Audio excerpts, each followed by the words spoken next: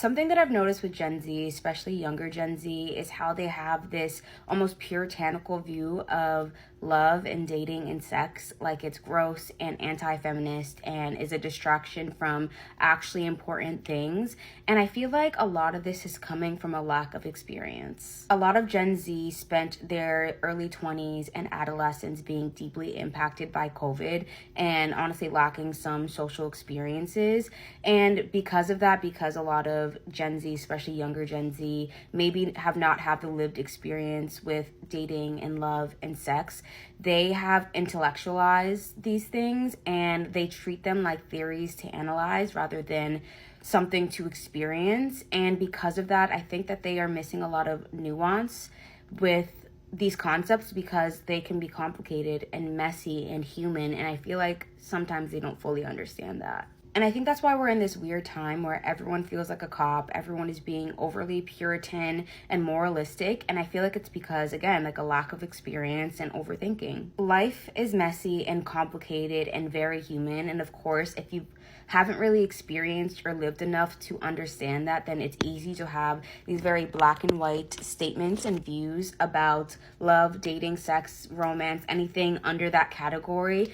And I feel like a lot of Gen Z has this weird sort of disgust towards the entire concept, and on both sides, both men and women.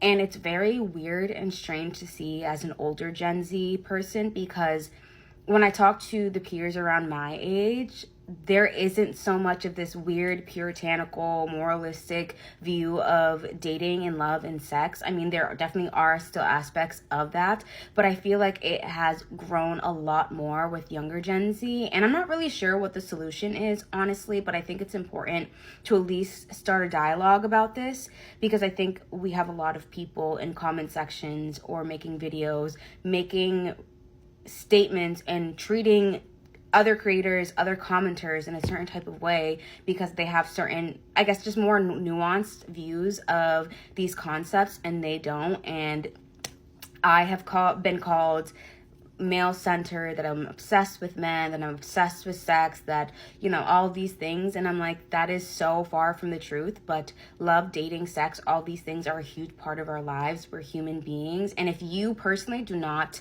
want to engage in those things, that's absolutely fine. But I think if you're someone that desires that and wants to talk about it because they are an important part of human life, then again, there's just this weird puritanical vibe with it that I don't fully understand. I think it's really important for Gen Z, especially younger Gen Z, to focus on actually trying to live and enjoy your life and actually have human experiences and let life get messy, let life get complicated and weird and uncomfortable. Go through different experiences that shape who you are and change your mind and make you shift, I don't know, the ideas and thoughts that you had about things before. Like, since going through so many things, especially thinking about the way that I thought at 16, which honestly is kind of a lot more aligned with the way general younger Gen Z thinks, where I low-key had this kind of puritanical moral superiority over people until I actually went through stuff. And now I would say that I'm a completely different person because of that. So I would encourage younger Gen Z to actually live your life. And I think a lot of this